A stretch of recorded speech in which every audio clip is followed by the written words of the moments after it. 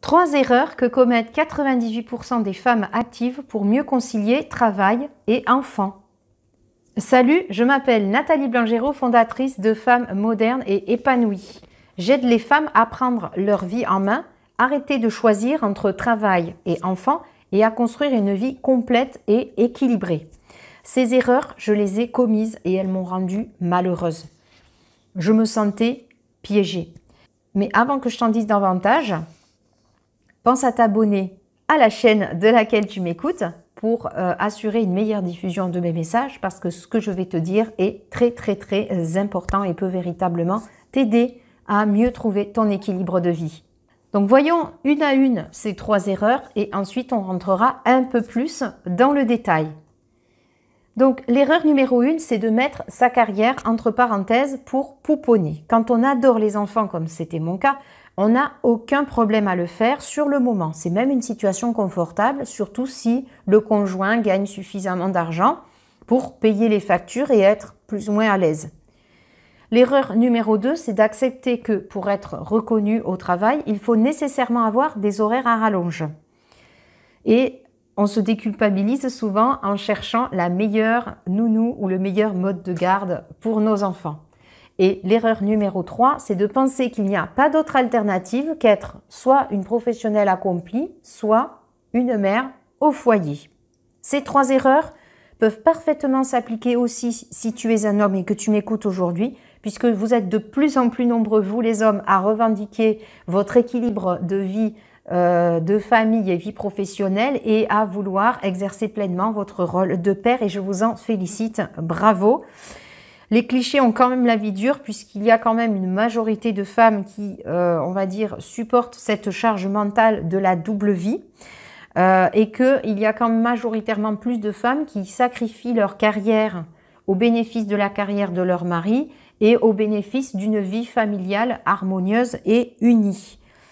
Et souvent, ces femmes-là alternent des moments de entre guillemets femmes au foyer et des moments de professionnels avec parfois des emplois qui correspondent pas tout à fait à leurs qualifications ou à leurs envies, mais étant donné qu'elles ont une carrière un peu chaotique, eh bien, elles prennent un petit peu ce qui se présente et ça n'est pas franchement épanouissant professionnellement. L'inverse existe, c'est vrai, je ne veux pas polémiquer là-dessus, mais c'est quand même beaucoup plus rare et donc ici, je veux m'adresser particulièrement et spécifiquement à ces femmes qui se sacrifient, même si elles n'en ont pas trop l'impression sur le moment, mais qui sacrifient leur vie, leurs ambitions, leurs projets pour quelque chose qui leur tient très à cœur, qui est l'unité de la famille, l'éducation des enfants, l'équilibre du couple, toutes ces belles choses de la vie. Alors, l'erreur numéro 1, comme je le disais, c'est mettre sa carrière entre parenthèses pour pouponner. Souvent, les femmes s'effacent au profit de leur homme pour les laisser faire carrière et ne font carrière que si cela ne nuit pas à la carrière de leur conjoint. Quand les enfants naissent, c'est donc tout naturellement qu'elles se proposent pour faire la pause travail, pour s'occuper de leurs enfants. Et les femmes ont généralement la croyance que pour pouvoir bien s'occuper de leurs enfants, il faut renoncer à avoir des ambitions professionnelles, une carrière à succès. Le monde de l'entreprise conforte cette croyance puisque l'entreprise prend très peu en compte les aspirations d'équilibre entre la vie de famille et la vie professionnelle de ses collaborateurs. Et donc, les femmes, tout naturellement et de manière facile, renoncent à faire carrière pour mieux s'occuper de leurs enfants et pour être en quelque sorte la chef de famille pour une famille harmonieuse et unie. La frustration survient souvent avec le temps. Sur le moment, on est bien, on se sent bien, on a une vie équilibrée. La frustration, elle survient avec le temps. Quand on fait le bilan de sa vie, souvent vers la quarantaine, voire même plus tard, ou quand le couple bat de l'aile et que la situation de devoir vivre seul devient plus qu'une éventualité. Ça devient vraiment un avenir proche qui va se présenter Donc elles se rendent compte, ces femmes, qu'elles ont sacrifié leur vie professionnelle, leur évolution professionnelle pour maintenir cette vie de famille unie et laisser leur mari faire carrière. Et quand les choses tournent mal, elles en subissent de plein fouet les conséquences. Elles se rendent compte qu'elles sont dans une situation de précarité financière et que le retour à une vie professionnelle complète sera difficile et entraînera des sacrifices familiaux. Je me suis trouvée dans cette situation. J'étais dépendante financièrement de mon conjoint par choix. Lui, il avait sa carrière. Moi, je suivais, puisqu'en plus d'avoir une carrière très prenante, il avait également des exigences en termes de mobilité géographique. Donc moi, je suivais. J'ai renoncé à des propositions d'emploi pour ne pas perturber son évolution de carrière et pour garder cette unité familiale qui, pour moi, était la priorité numéro 1. J'ai privilégié cette présence auprès de mes enfants au prix du sacrifice de mon évolution professionnelle. Combien de femmes témoignent de ce sacrifice et se trouvent désemparées lorsque le mari, après 15 ou 20 ans de mariage, décide de les quitter? Elles ont l'impression que le ciel leur tombe sur la tête et elles ne savent pas trop comment gérer cette situation. Elles sont désemparées. Et donc le conseil que je peux donner là, avec le recul de ma propre situation, c'est qu'une femme doit être indépendante financièrement, quelle que soit sa situation familiale. Et cette règle vaut aussi pour les hommes. Beaucoup de couples sont interdépendants financièrement. Et lorsqu'ils veulent se séparer, ils sont obligés de cohabiter, parfois de manière très difficile et très conflictuelle, pour des raisons purement financières, parce qu'ils n'ont pas les moyens de se loger seuls par eux-mêmes, parce qu'il faut vendre la maison qu'on a achetée ensemble. Et tout ça complique et rend les choses encore plus conflictuelles qu'elles ne le sont. Ces situations sont insoutenables et il est temps de dire à vous les femmes qui m'écoutez de ne pas tomber dans ce piège. De nos jours, on se met en couple beaucoup plus rapidement et plus facilement qu'avant. On ne choisit pas bien ses partenaires de vie, on fait plus d'erreurs, on ne fait pas suffisamment attention à la personne que l'on choisit et on s'engage, on fait des projets, des enfants, une maison, etc., etc. On crée une interdépendance financière qui est favorisée par le système, puisque au niveau fiscal, au niveau social, tout est fait pour la vie de couple en quelque sorte. Et lorsqu'il s'agit de se séparer, les choses se compliquent. Combien de femmes vivent des situations dramatiques au moment de la séparation? Elles ont la sensation d'avoir sacrifié 15 ans, 20 ans de leur vie pour un homme qui finit par les jeter et les laisser dans une situation financière délicate. Si tu vis un couple heureux aujourd'hui, peut-être que tu ne te sens pas du tout concerné par ce que je dis, mais c'est justement maintenant qu'il faut prendre les bonnes décisions pour ton avenir. Tu dois être indépendante financièrement vis-à-vis de ton conjoint. Parce que la raison pour laquelle tu as choisi ce conjoint, c'est l'amour et les valeurs partagées. Ce n'est pas l'argent. L'argent doit rester une question individuelle. Chaque membre du couple doit pouvoir être à lui seul indépendant financièrement pour le cas où il se retrouverait seul. Donc, avoir des projets en commun, c'est bien, mais ça doit être qu'un élément de ton patrimoine, si je puis dire.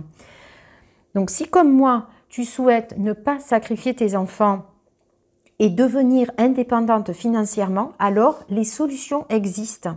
Le monde salarié ne veut pas de toi parce que tu accordes une importance trop grande à leurs yeux à tes enfants et à ton équilibre vie de famille, vie professionnelle. Alors tourne-lui le dos et crée ton entreprise pour décider de comment tu gères ton temps et déconnecter tes résultats financiers de ton temps de travail. Cela est possible. De nombreuses femmes se sont lancées et se sont épanouies comme cela. J'ai décidé à mon tour, puisque je l'ai fait moi-même, d'aider les femmes à sauter le pas et à atteindre leur indépendance financière. Donc si tu veux faire partie de mes étudiantes, clique dans le lien qui se trouve dans la description. Pour entrer dans ma liste de contacts, je t'offre un guide pour te remercier de ta confiance et tu seras informé très prochainement de mon futur programme de formation dans lequel j'accompagne les femmes à créer leur indépendance financière à travers une création d'entreprise et une organisation de leur temps qui leur permettent d'être libres pour s'occuper de ses enfants comme on le souhaite. C'est ce que je me suis créé et c'est ce que je vais t'aider à créer également. L'erreur numéro 2, c'est d'accepter des horaires à rallonge pour être reconnu au travail. Pendant des années, j'ai accepté des choses qui me torturaient le cœur et je ne suis pas la seule à subir cette pression qui maintenant pour moi est intolérable et inacceptable. Entendons-nous bien, si tu es heureuse à avoir une carrière à succès et que même si cela doit passer par laisser tes enfants en garde la plupart du temps, si tu es heureuse avec ça, c'est ok, je ne suis pas là pour juger. Moi, je m'adresse aux femmes qui subissent cela, qui ne veulent pas de cela, qui ne sont pas heureuses parce qu'elles pensent qu'un enfant n'est épanoui que auprès de sa mère.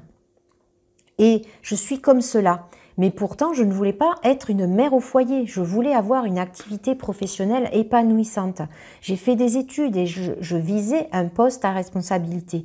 Mais je ne voulais pas que cela se fasse au détriment de ma conception de l'éducation et de ma vision de la famille. Lorsque ma fille aînée est venue au monde, j'ai tout de suite compris que jamais je ne pourrais la laisser en garde 12 heures par jour.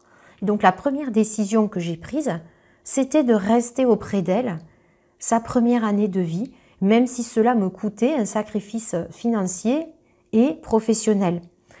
Et quand j'ai préparé ma reprise au travail, j'étais terrifiée. Je n'avais pas trouvé l'assistante maternelle convenable et je culpabilisais de retourner au travail sans être sûre que ma fille serait bien pendant la journée. Et les premiers jours ont été extrêmement difficiles. La séparation déchirante aussi bien pour elle que pour moi. Mais je me suis dit qu'il fallait que je m'adapte, qu'il fallait que toutes les deux on s'adapte à cette nouvelle vie. Les jours passaient et c'était toujours aussi difficile de se séparer. Jusqu'à ce que je me rende compte qu'en fait, pour ma fille, il y avait quelque chose qui n'allait pas. Elle n'était pas bien traitée chez son assistante maternelle. Et quand je m'en suis rendu compte, eh bien ça s'est senti dans mon investissement au travail. J'étais préoccupée, ça tournait en boucle dans ma tête.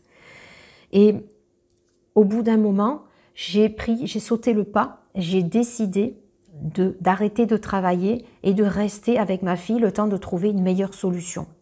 Vous imaginez la tête de mon employeur qui n'était pas du tout heureux de ma décision, puisque avant d'en arriver là, j'avais essayé de négocier des horaires, des meilleurs horaires, de travailler à la maison en télétravail, en emportant certains dossiers sous le bras. Mon activité professionnelle en tant que juriste était parfaitement compatible avec cette organisation-là, mais à l'époque, le télétravail n'était pas du tout démocratisé et pas du tout une évidence en France. Et donc, on me regardait vraiment avec des grands yeux lorsque j'évoquais de travailler à la maison à la place d'être au bureau.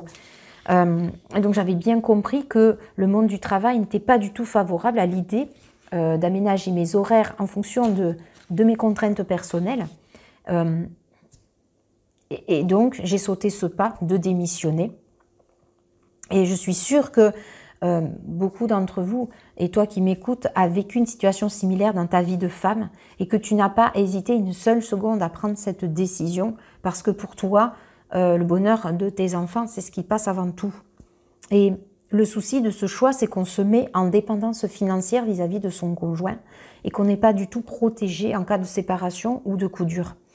Et en plus, on n'échappe pas aux réflexions du genre « Oh, mais toi, t'es tranquille à la maison pendant que moi, je trime », quand ce n'est pas la belle-mère qui le dit. Et ça, c'est épouvantable. Pour l'avoir vécu, je peux vous dire que c'est épouvantable.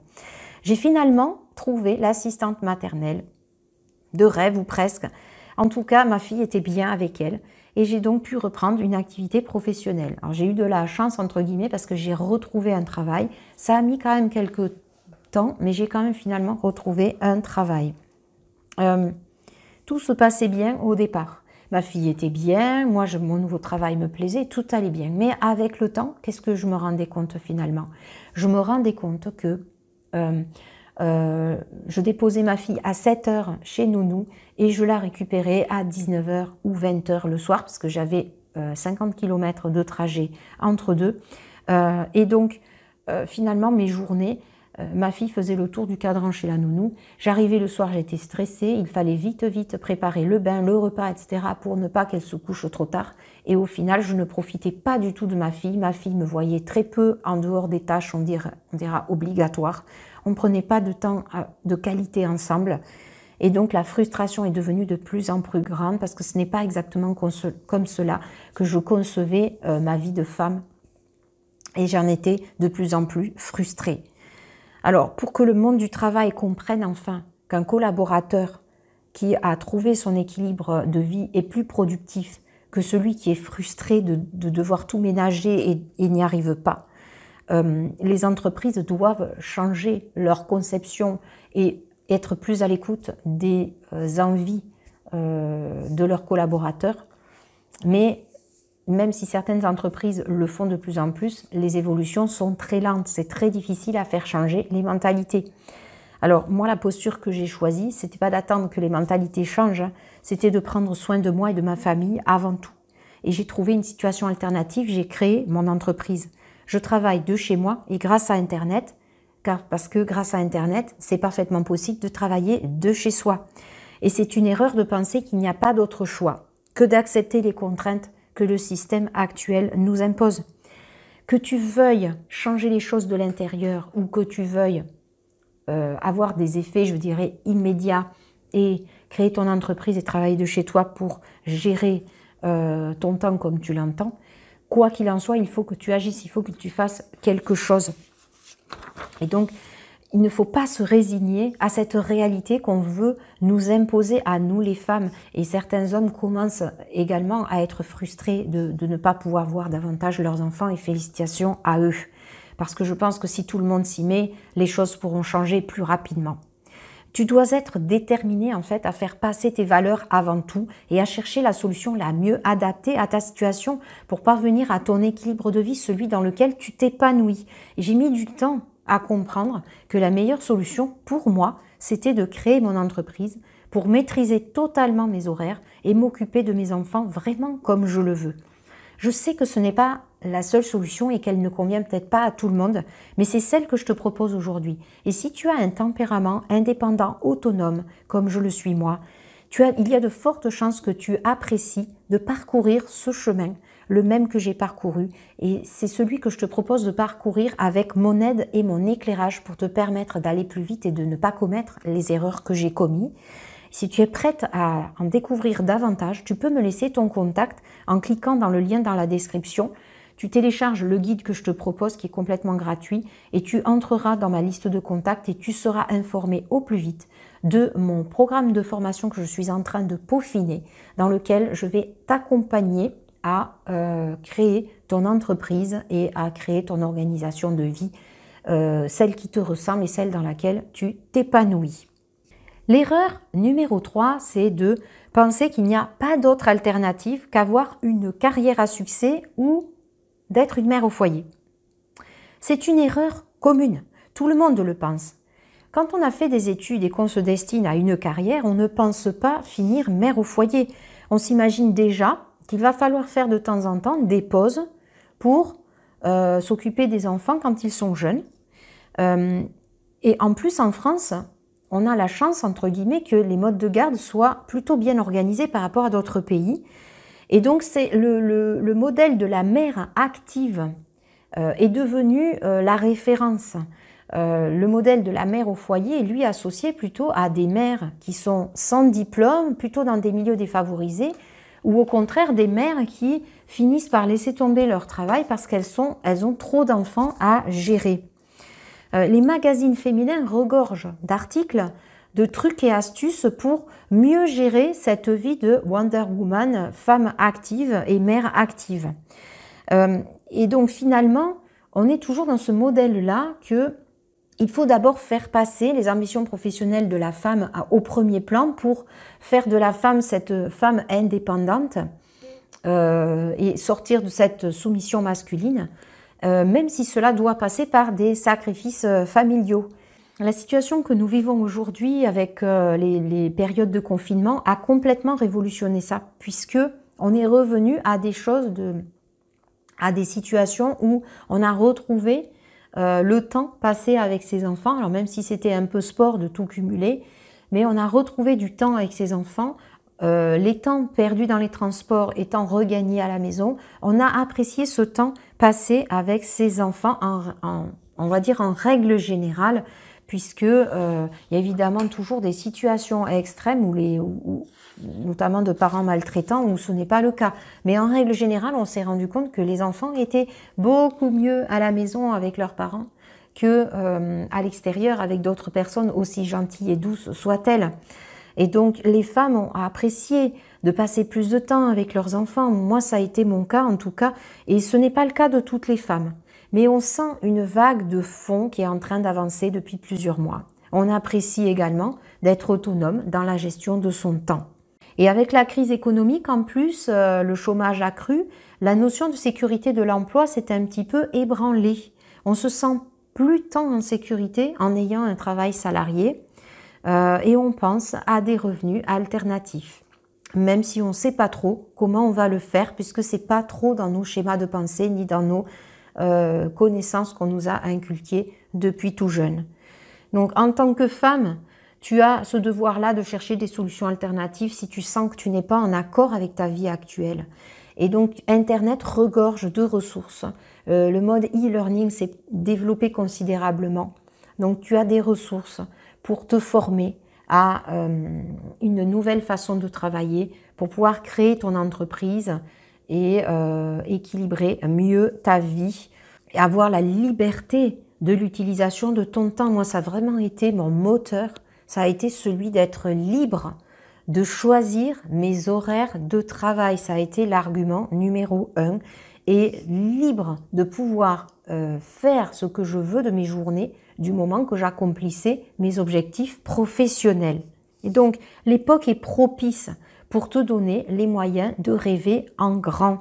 Comme disait Walt Disney, ce que tu peux rêver, tu peux le créer. Tout part d'un rêve.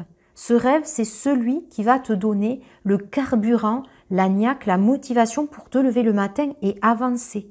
Ce rêve, c'est le fruit d'un pourquoi fort qui t'anime. Moi, mon pourquoi, c'était vraiment d'être présente pour mes enfants, mais sans pour autant devenir une mère au foyer. Je voulais travailler, je voulais avoir une contribution. J'avais besoin de faire fonctionner ma cervelle, d'avoir une activité intellectuelle et surtout de servir les autres. Je voulais pas, surtout pas me renfermer dans le confort de ma maison. Et c'est ce pourquoi-là qui m'a vraiment motivée à sauter le pas et à devenir chef d'entreprise, à monter ma propre entreprise et ma propre activité. Et donc, je t'invite à rejoindre ma communauté Femmes Modernes Épanouies en téléchargeant le guide d'accueil. Tu trouveras le lien dans la description pour vraiment créer toi aussi une vie qui t'inspire et une vie qui te ressemble. Ouvre ton esprit, interroge au plus profond de toi quelles sont tes profondes motivations et tu verras que tu n'es pas forcément satisfaite de la vie que tu as aujourd'hui. Il y a des petites brèches, des choses qui te chagrinent. Et je t'assure que tu peux vraiment tout avoir. L'idée commune qu'on ne peut pas tout avoir dans la vie, elle est complètement fausse. On peut tout avoir, tout est question de volonté, de temps et d'action que l'on met en place pour obtenir la vie de rêve que l'on souhaite. Je te souhaite une très très belle journée et je te dis à très bientôt et j'espère te voir dans ma liste de contacts pour pouvoir échanger davantage avec toi et te montrer de plus près la vie que je mène aujourd'hui et dans laquelle je m'épanouis complètement. Bye bye!